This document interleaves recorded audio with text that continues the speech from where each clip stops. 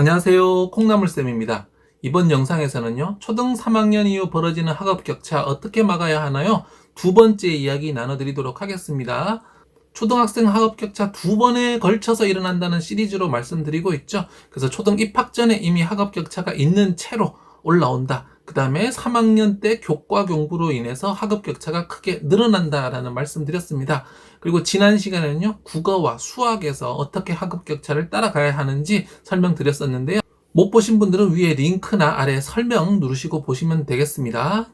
간단히 설명드리자면 국어에서는 일단 글을 읽고 내용 파악을 잘하도록 도와주셔야 되는데 줄글책을 읽을 수준이 안 되면 더 쉬운 그림책을 가지고 부모님과 함께 읽고 대화를 나누면서 아이가 이해하는 그 과정 자체를 좀 도와주시라. 그 다음 두 번째는 만화책 두려워하지 마시라. 만화책 읽고 문해력이 좋아졌다는 연구 결과들이 많다. 만화책을 많이 읽은 아이들은 결국 나중에 줄글책으로 넘어가더라 라는 이런 연구 결과가 있으니까 두려워하지 마시라 라는 말씀 드렸고요. 어휘력은 두 가지 방법이 있다고 했습니다. 바로 독서와 독서 중 추론. 이 방법 제가 올려드린 영상으로 꼭 배워보시고 아이에게 적용하시기 바랍니다. 그 다음에 많이 뒤처져서 교과서 내용도 잘 이해 못하는 아이들은 수업 전에 엄마와 함께 읽어보고 내용에 대해서 이야기하면서 내용을 이해하는 힘 자체를 길러주셔야 한다라는 말씀드렸고요. 그 다음에 수학에서는 큰 수 연산이 있는데 큰 수 연산을 못하는 건 그 아래 기초 연산을 못하는 거다. 기초 연산 꼭 잡아주시라라는 말씀드렸고요. 그 다음에 분수와 소수 등 새로운 수 개념들을 생활 속에서 자꾸 부모님께서 이해할 수 있도록 좀 설명해 주시고 경험해 보는 그런 경험 필요하다고 말씀드렸습니다. 그럼 이번 영상에서는 사회과학, 영어, 그리고 공부 습관 어떻게 해줘야 아이가 뒤에서 앞으로 따라갈 수 있을지 자세한 내용 설명드리도록 하겠습니다. 좋아요와 구독하기, SNS 공유까지 해주시면 좋은 영상을 만드는 데 더 큰 힘이 됩니다.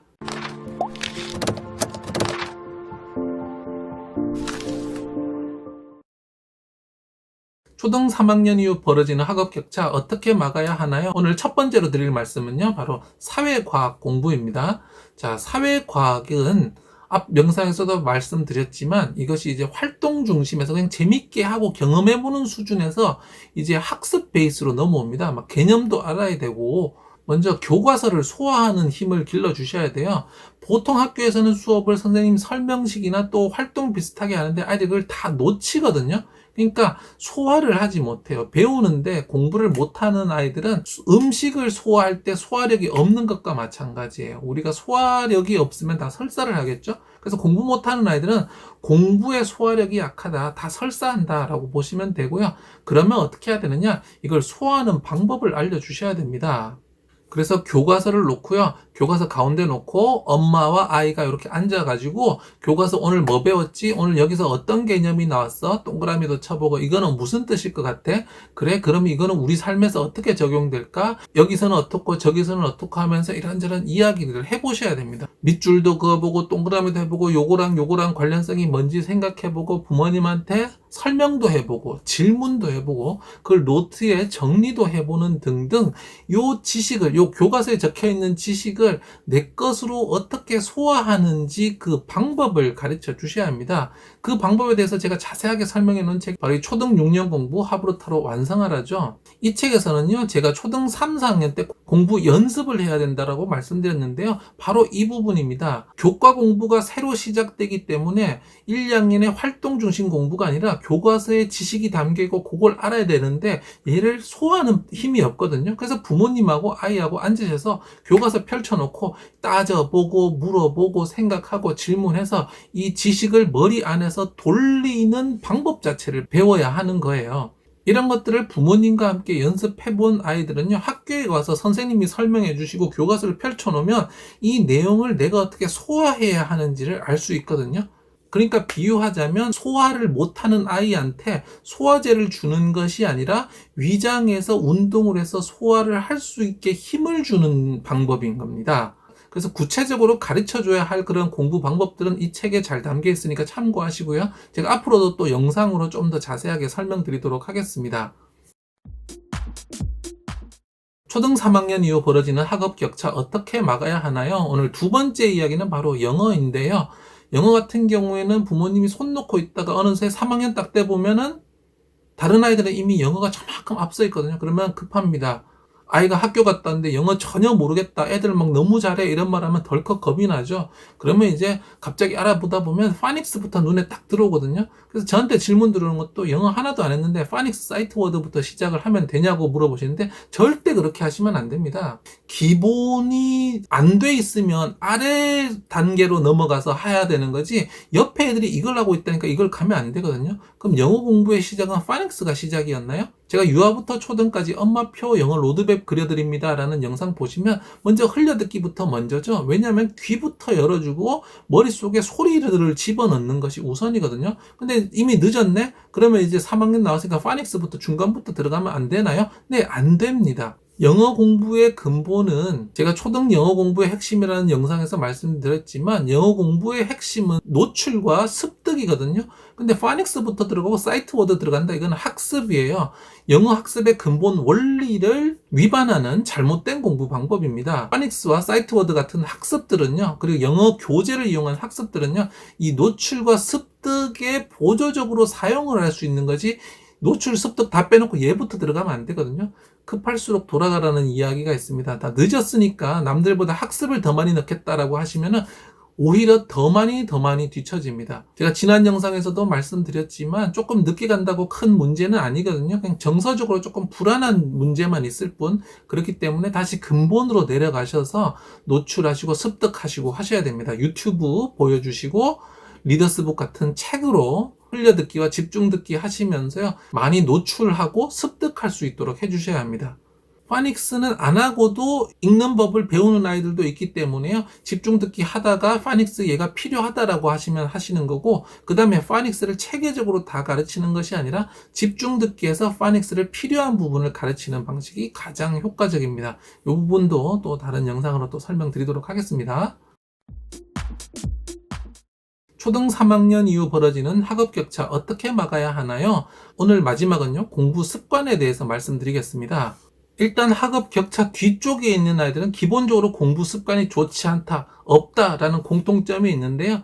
아이가 공부를 좀 못한다 싶으면 일단 공부 습관부터 보셔야 됩니다. 하루에 충분한 시간을 공부하고 있는가. 학년 곱하기 20분에서 30분까지. 그러면 3학년이면요, 약 1시간에서 1시간 반 정도라고 생각하시면 됩니다.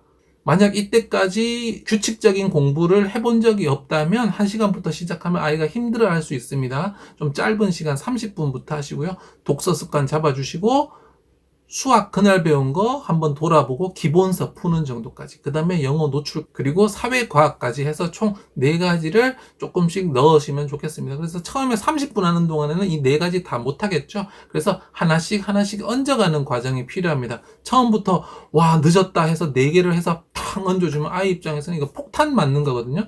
부모님 입장에서는 늦었으니까 어떻게든 좀 빨리 가야 될 것 같은 생각이 드실 텐데요. 그 마음도 이해를 하지만 부모님 마음보다는 아이 마음이 더 중요합니다.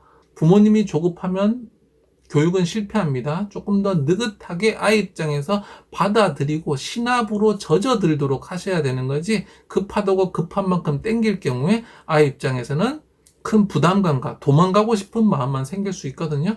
그리고 공부 습관 안에는요, 공부법도 들어갑니다. 그래서 규칙적인 시간으로 공부하는 공부 습관, 그리고 올바른 방법으로 공부하는 공부 습관을 가져야 되는데요. 아까 전에 그 사회과학 이야기할 때 말씀드렸다시피 교과서 놓고 그냥 개념 줄줄 외우고 그 다음에 문제집 펴서 그냥 문제집만 푸는 이런 공부 습관들 잘못됐습니다. 기본을 놓치는 방식이거든요. 그것이 아니라 교과서 딱 펼쳐놓고 교과서에서 개념 잡고 엄마랑 설명하고 대화하면서 이해하고 그걸 가지고 노트에 써보고 그 다음에 좀 앞서가는 아이라면 이제 사회과학 관련 도서들, 지식책들 조금 도전해보고 해야 되는 거죠.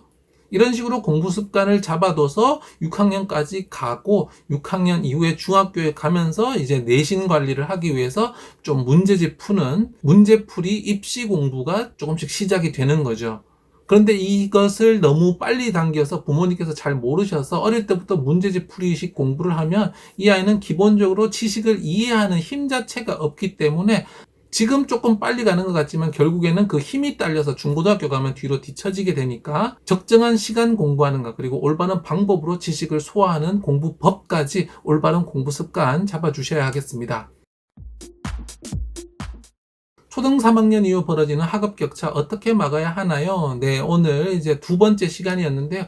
사회과학, 영어, 공부 습관까지 말씀드렸습니다. 사회과학에서는 교과서 펼쳐놓고 거기 나오는 개념들, 사회적 개념, 과학적 개념들 분명하게 이해하고 생각하는 방식들, 비교하고 대조하고 원인과 결과로 그 개념 이해하고 실험들 이해하는 이런 방법들 부모님과 함께 여러 가지 방법으로 해보셔야 합니다. 두 번째로는요, 영어 공부 말씀드렸는데요. 좀 늦게 시작하셨다고 해서 급하다고 빨리 가시려고 하시면 안 됩니다. 공부의 왕도는 없다 들어보셨죠? 다른 아이들이 여기 하고 있으니까 나도 여기 가야 되겠네라고 아이를 끌고 가면요, 100% 공부 실패합니다. 제가 올려드렸던 영상들 다시 보시면서요, 1층이 뭔지 제가 설명드렸던 부분 파악하셔서 늦더라도 거기서부터 가셔야 됩니다. 결국 승부는 중3 이후 고등학교 시절에 펼쳐지는데요. 지금 조금 늦게 출발해도 올바른 방향으로만 가면요, 얼마든지 앞지를 수 있고 늦지 않습니다. 결국 이것을 실패시키는 것은 엄마의 조바심이라는 것만 잘 기억하시면 좋을 것 같고요. 마지막, 공부 습관 제대로 잡아주셔야 하는데, 하나는 공부 시간. 규칙적으로 하루에 1시간에서 1시간 반. 그런데 공부를 거의 해본 적이 없는 아이는 30분부터 짧게 시작해서 점점 늘려서 올해 3학년 안에 1시간에서 1시간 반에 도달하는 쪽으로 가자라는 말씀드렸고요. 그 다음에 올바른 방식으로 공부하는 방법, 그것을 또 습관화해야 된다라고 말씀드렸습니다.